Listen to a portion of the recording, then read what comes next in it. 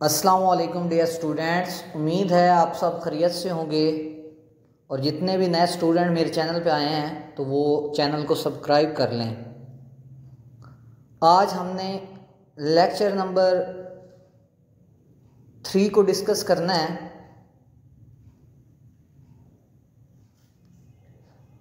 जिसमें आज का जो हमारा टॉपिक है वो इंतहाई इम्पोर्टेंट है, रदरफोर्ड एटॉमिक मॉडल। इस चैप्टर में, चैप्टर नंबर 2 में दो बहुत ज़्यादा इम्पोर्टेंट हैं लॉन्ग क्वेश्चन, और एक रदरफोर्ड है जिसमें से, और दूसरा बोहर है।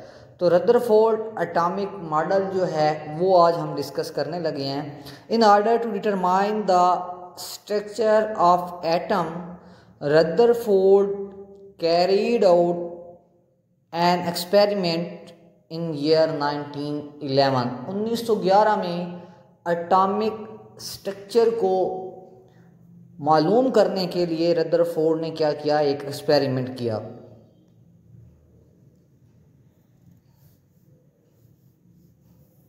He bombarded a very thin 0.004 thick gold foil with alpha particle from a radioactive source, radium and polonium. Alpha particle are helium nuclei which can penetrate through matter some extent. अब इसने क्या किया, alpha particle को gold की एक बारीक तह पे क्या है, इसने बम्बार्ड किया, इसने मारा। और ये जो अल्फ़ा पार्टिकल हैं एक्चुअली ये न्यूक्लाई होते हैं किसके, हीलियम के, और ये सलाहियत रखते हैं कि मैटर में किस हद तक क्या करें, सराहियत कर सकें, उसमें घुस सकें।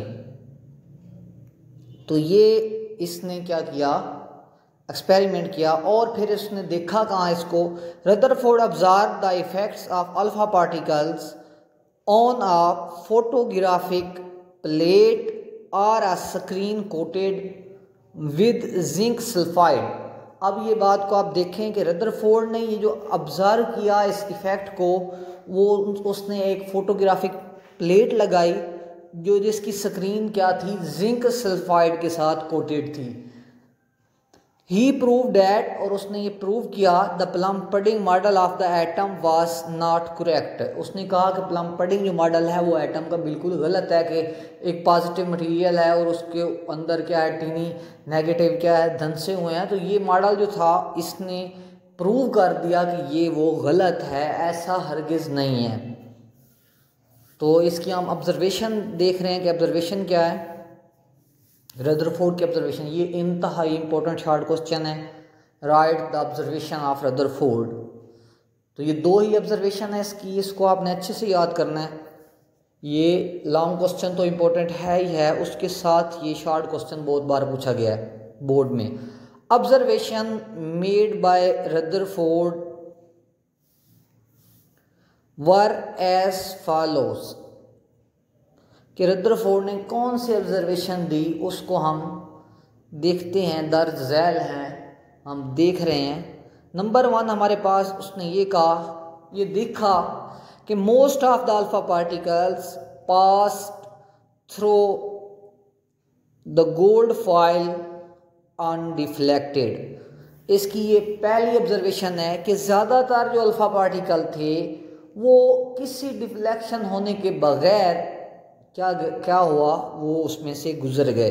फिर देखें, most of the alpha particle pass, ज़्यादातर अल्फा पार्टिकल गुजर गए through the gold file, gold file में से अनडिफ्लेक्टेड, वो किसी तरह किसी सीमत में वो मुड़े नहीं, वो सीधे गुजर गए उसमें से। नंबर 2, आउट ऑफ 20,000, यहाँ 2000 नहीं होना था, 20,000 particle, only few were deflected at fairly large angle and very few bounced back on hitting the gold foil। तो अब ये बात आप देखें कि उसने कहा 20,000 पार्टिकल उसने लिए, उसमें से ज़्यादातर गुजर गए, चंद एक थे जो डिफ्लेक्ट हुए, और उसमें से भी बहुत कम थे जो बिल्कुल क्या है, रिटर्न हुए। ये इसकी ऑब्जर्वेशन है।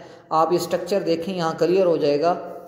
ये उसने ये गोल दायरे में क्या हाँ पहले उसने क्या लिखा, हीलियम न्यूक्लाई रखे हुए हैं, और उसके बाद उसने ये सोने के क्या है, एटम रखे हुए हैं, गोल्ड फॉइल रखी हुई है। इसमें से आप देख रहे हैं कि ये क्या है, गुजर गए हैं मोस्टली, और 2 ही ऐसे हैं जो क्या है डिफ्लेक्ट हुए हैं किस सीमत पे, स्मॉल डिस्टेंट और लार्ज डिफ्लेक्ट हुआ है, और एक ही रिपेल्ड बैक हुआ है। मतलब मोस्टली जो इसमें से अल्फा पार्टिकल थे गोल्ड फाइल में से गुजर गए। रिजल्ट्स ऑफ द एक्सपेरिमेंट्स, जो इसने एक्सपेरिमेंट किया उसका रिज़ल्ट हम चेक करते हैं कि क्या क्या इसने ऑब्जर्वेशन क्या ली वहाँ से, उसको लेने के बाद इसने रिज़ल्ट क्या निकाला कि ये इस तरह एटम का स्ट्रक्चर है। Number keeping in view the experiment Rutherford proposed planetary model for an atom and concluded following result. One by one हम क्या है ये जो रिज़ल्ट इसने निकाला है वो डिस्कस करते हैं। ये उसने एक क्या है प्लानिटरी मॉडल हमें दिया। पहला जो हमारे पास पॉइंट है, रदरफोर्ड ऑब्जर्व डैट, उसने ये ऑब्जर्व किया most of the alpha particle past, उसमें से ज़्यादातर अल्फा पार्टिकल गुजर गए through the gold file undeflected. It means most of the volume occupy by atom is empty. इंतहाई सिंपल बात है कि उसने ये ऑब्जर्व किया कि मोस्टली जो अल्फा पार्टिकल हैं वो एटम में से गोल्ड फाइल में से गुजर गए हैं। तो इसका मतलब ये हुआ कि एटम का जो मोस्टली हिस्सा है वो खाली है, उसमें कुछ भी नहीं है।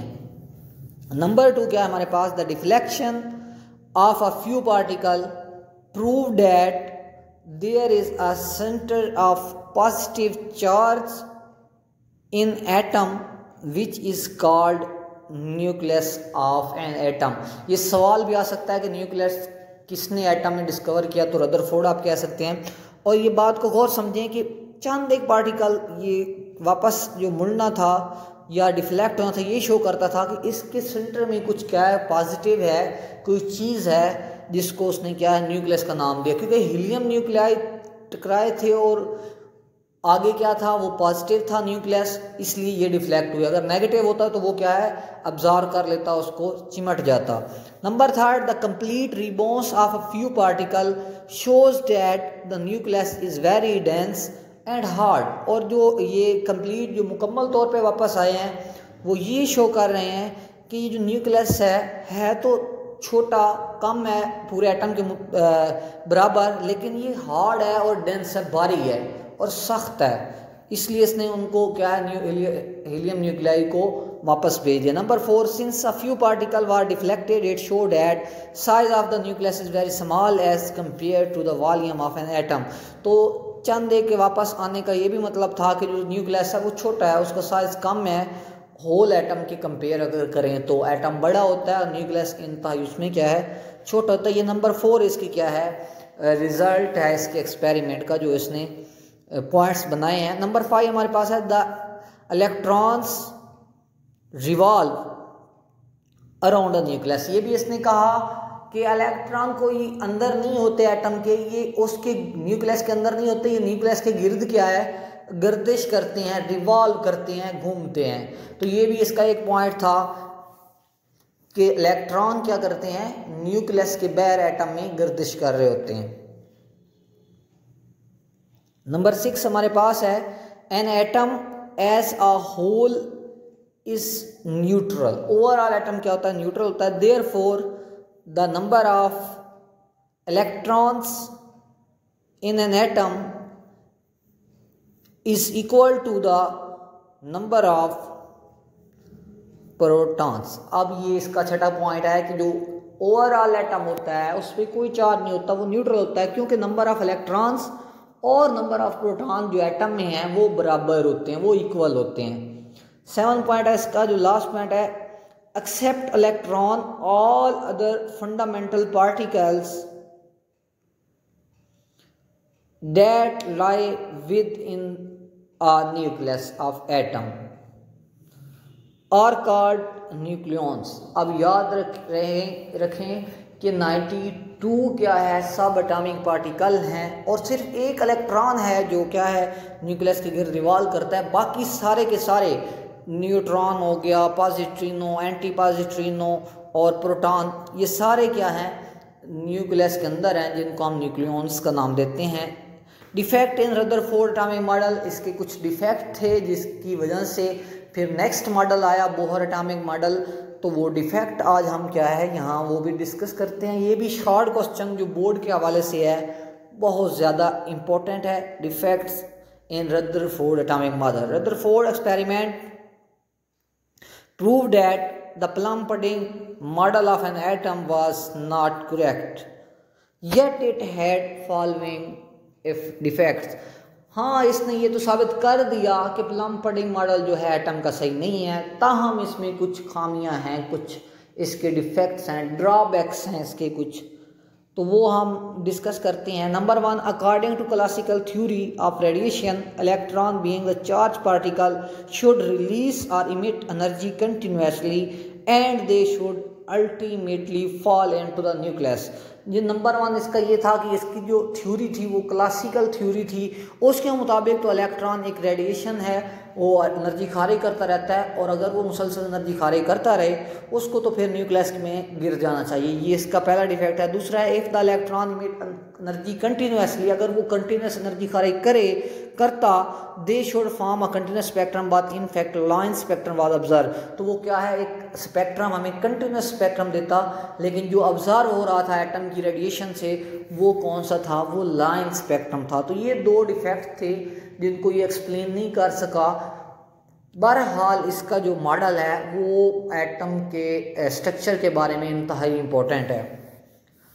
क्वेश्चन अबाउट द लेक्चर, जो आज हमने लेक्चर डिस्कस किया उसके चंद क्वेश्चन हैं, वो 1 बाय 1 हम यहाँ डिस्कस करते हैं।